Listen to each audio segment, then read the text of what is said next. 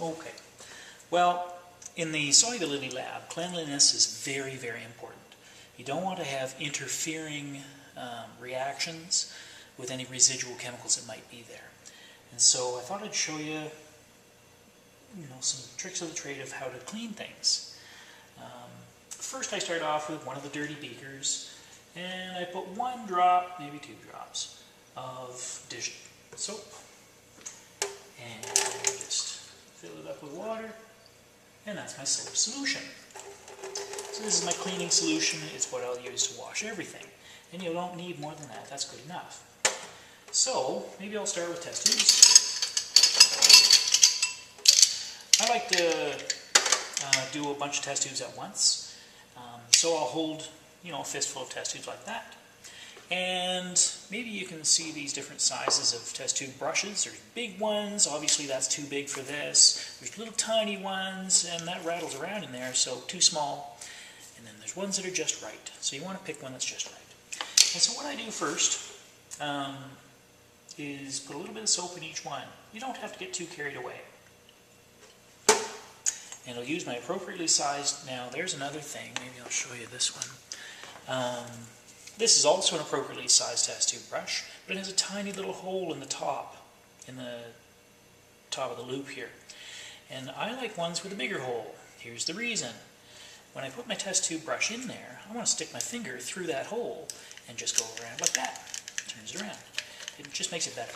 I also go up and down like that, mix it all soapy, and I'll do them all.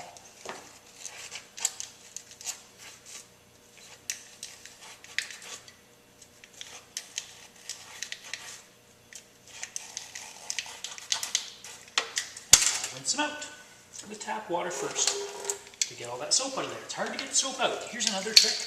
Let me show you these two. These are two test tubes are labeled differently.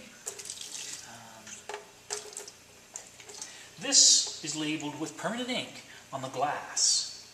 This one is labeled on the white bit. The white label there is actually for when you're using a pencil to make your labels. Do not put ink on those white things. You can't get that off. But on the glass, you can easily get it off. Here's how it works. Just use your soapy water and go like that. And it's gone. Pretty easy, hey? And that was permanent ink. So,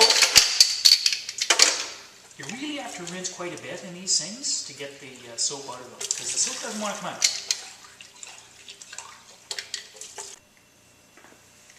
Okay, so I've rinsed out all the soap, I've got all the labels off, except for that one that won't come off because it's on the white label, which isn't supposed to be. And now I'm going to rinse with distilled water. So I've just used one of the beakers I've already cleaned, and I got some distilled water, and I'm just going to rinse with distilled. You want to rinse them quite well, so it might take 2 or 3 rinses.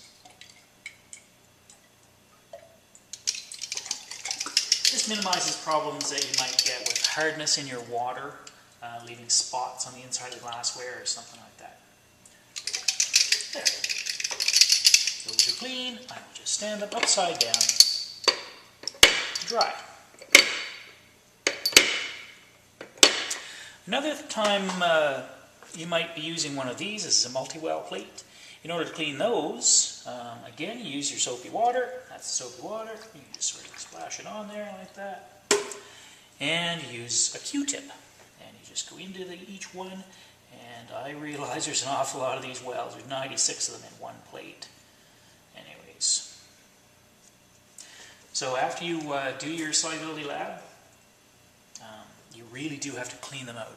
Particularly with solubility labs because you get precipitates in these. Anyway, so now that I've cleaned that out, it was clean to begin with, so I'll rinse it out, and again, these things are tiny little holes. You've got to rinse them really, really, really well.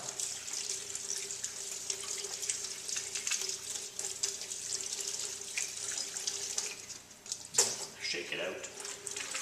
Do it again. Shake it out. Do it again. Once you've done this, then again, you do the same sort of thing with your distilled water, rinsing out your multi-well plate.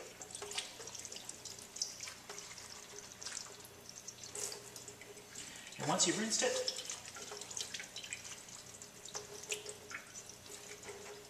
and leave it upside down to dry, like that, on paper towel.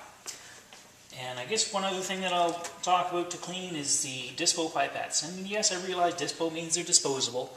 However, if we don't have a precipitate inside them, which we won't in this lab, we're going to try and clean them out as best we can and save them.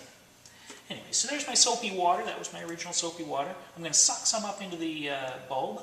It's about half full. And I just shake it around like that. That's my soapy water. See it? And squirt that out into the sink. Now I'm going to take another beaker, just with ordinary water. And this beaker's already cleaned. And I'm going to suck the ordinary water up in there, shake it around. Do that again a few times.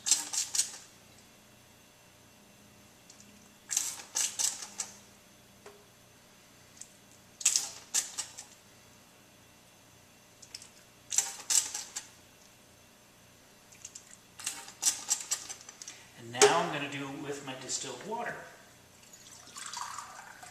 One rinse is fine with the distilled water. After you've got all the soap out of there, one rinse is fine with the distilled water. There. Done. We're just going to save that, so we'll just leave it over there.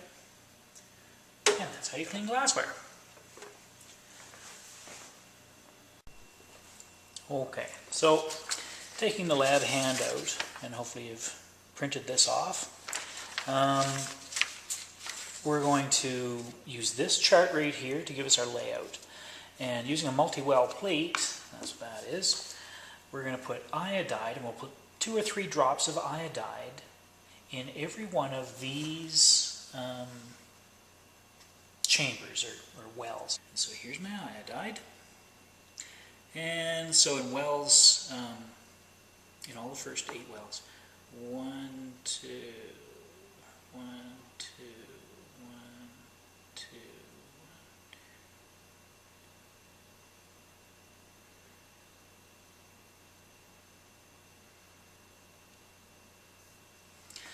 1. Okay, that's my iodide. Now across horizontally here, I want to put silver ion. And so silver ion in each of these wells, and 2 drops each.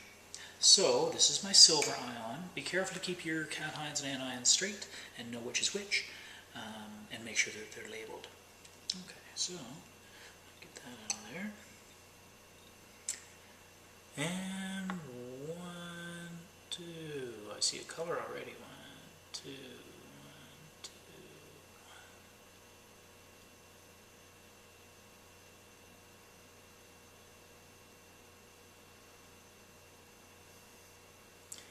And you need 1, 2, 3, 4, 5, 6, 7, 8, 9 of them. And so they're numbered across the top. 1, 2, 3, 4, 5, 6, 7, 8, 9. Good. I actually have 10 now. That's all right. Anyways, so we're going to fill up the whole thing doing that. So that's what the results look like.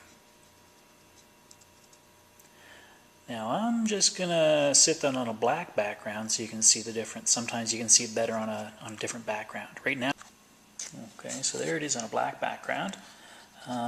You can probably see a lot of white precipitates in there, some that are fancy colors. And now I'll show you what the difference is between flocculated and cloudy precipitates.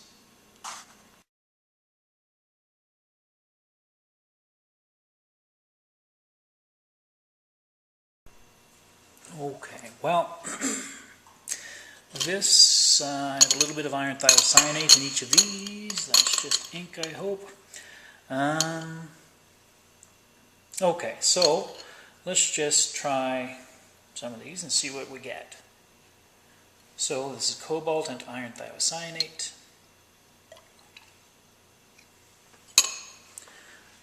Hopefully you can see, now I don't know if you will be able to or not, there's sort of a clumpiness in there. That clumpiness is flocculated precipitate.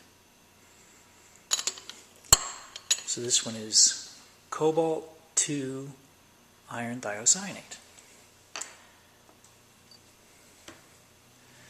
This one is copper 2 plus.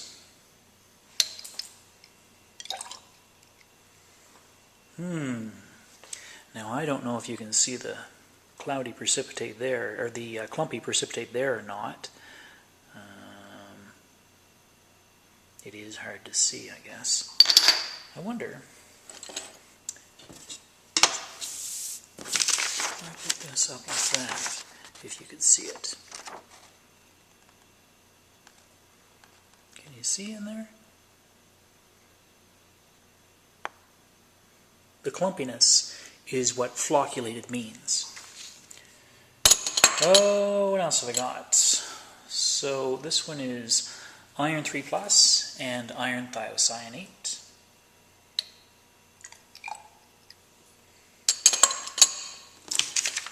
And this one is way too dark, but this one is not flocculated. It's just a cloudy precipitate. What else have I got here? Okay. Iron 3+. Well, let's try this one. This is quite a famous reaction between silver ion. No, actually, let's do lead. So between lead ion and iodide. So if I push that up like that, I wonder if I can hold that there. So hopefully you'll be able to see this. Let me just check. Yeah. So lead and iodide, lead 2+ and I-.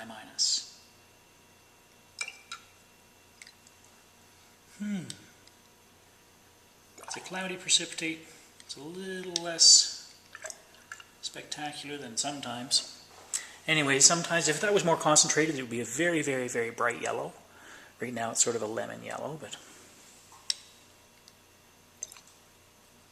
that, I think, I'm not entirely positive, but that I think is the formula for what used to be called Corvette yellow.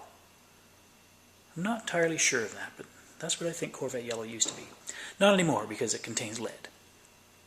Anyways, so now we're going to clean up our glassware. We're going to be very, very, very scrupulous cleaning our glassware, just to avoid precipitates. All waste is going to go in a waste container to be taken care of by the hazardous waste people. And then we'll wash our hands, clean up absolutely everything, and we'll be done. So fill out the lab handout and bring it in or email it in, and that's it. Bye for now.